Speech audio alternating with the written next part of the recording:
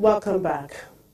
And here in Nigeria are the fixed income and FX markets. Let's bring in Adam Bachu, head fixed income trading at Diamond Bank, to wrap up the market week for us.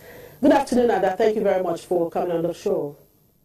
Good afternoon. Now it's the last trading day for the week. Wrap up the fixed income and FX market for us. Okay, for the fixed income market, the events for the week, we had the bond auction for the 5-year, 10-year, and 20-year, where a total volume of about 140 billion was sold.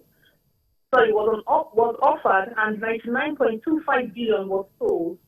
The stock rates were 16.19 for the 5-year and 10-year maturity, while for the 20-year we had 16.1965.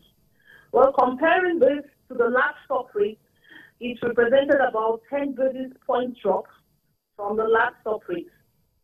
For the Treasury bills market, we had maturities of about 257 billion, and also a Treasury bill auction where 133 billion was sold for the 90, 182, and 364-day tenure.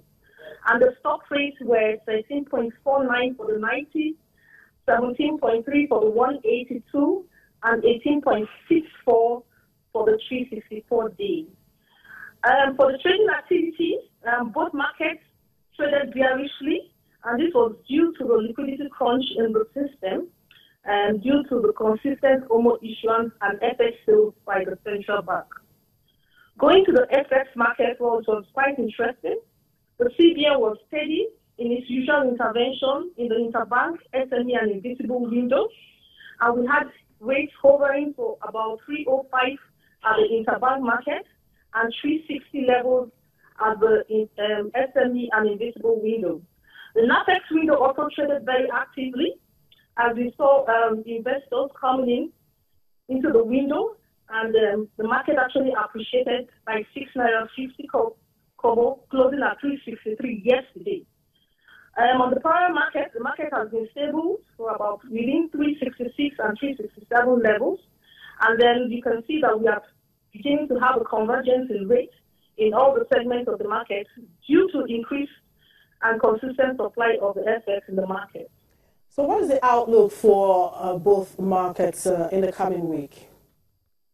Well, for the fixed income market, we still expect the bearish trend to continue.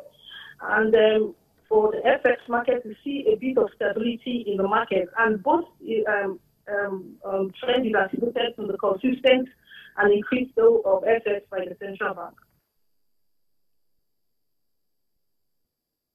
All right, thank you very much for those updates, Ada. Enjoy the weekend. The Ford Motors Corporation is recalling nearly 16,000 Icon and Figo models in South Africa owing to potential fire risk.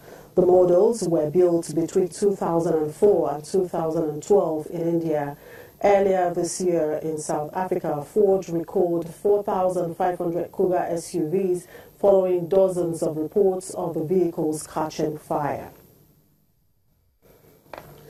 The South African Parliament has opposed the call to change the central bank's mandate and will launch a court challenge against an anti-graft watchdog's recommendation of constitutional changes to alter the mandate of the central bank.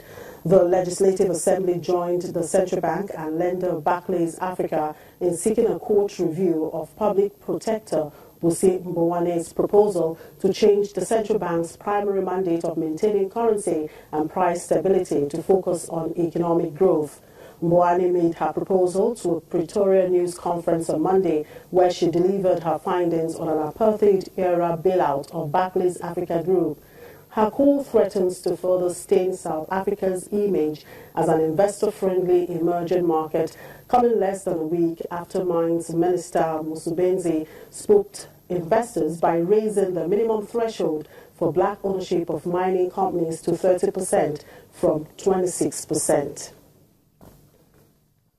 And youth entrepreneurship in Africa is seen as the fuel for economic development by the Commonwealth Alliance of Youth Entrepreneurs. The regional coordinator of the program for West Africa, Bernard Takai, gives this description at the third policy dialogue series on entrepreneurship organized by Faith Foundation in Lagos. Sharing some details about the group, he explains how governments can unlock the potentials of the African youth. I think that somebody said that Africa is full of potential energy, but we need more kinetic energy than potential energy. Because potential energy is about position, it's sitting people, and it doesn't move. So what we need is that we need more of kinetic energy to bring movement. And for me, I saw how state-led effort can unlock the youth potential.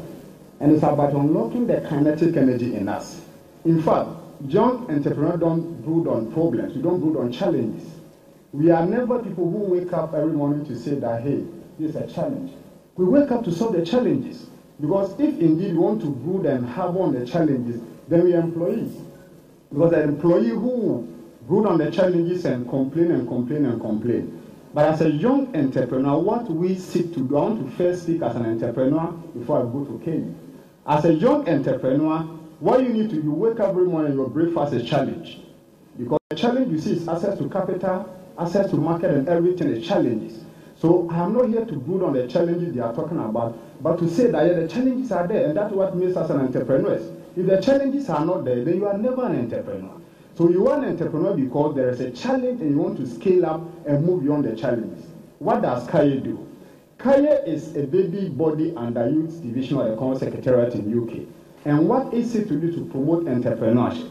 And for me, poverty is a fair disease in every continent. Poverty is a disease because every poor person is sick. He is sick mentally and sick even in material terms. And when you see poor people, you can see that even before they go to hospital, number one, they are sick. All right? But what I realize is that when you give $1 billion to a sick person in the mindset, it is nothing. Because $1 billion to a poor person mentally is still poor. So what you ought to do with a young person is to capture the mind. And finally, Malawi's finance minister hopes the International Monetary Fund's approval of a $26.9 million loan could lead to more global lenders unlocking budget support that was suspended 3 years ago over graft allegations. The IMF said on Wednesday Malawi's economy was on the right track after the fund completed its 9th and final review of the country's economic performance under a program supported by an extended credit facility, allowing the global lender to make the loan.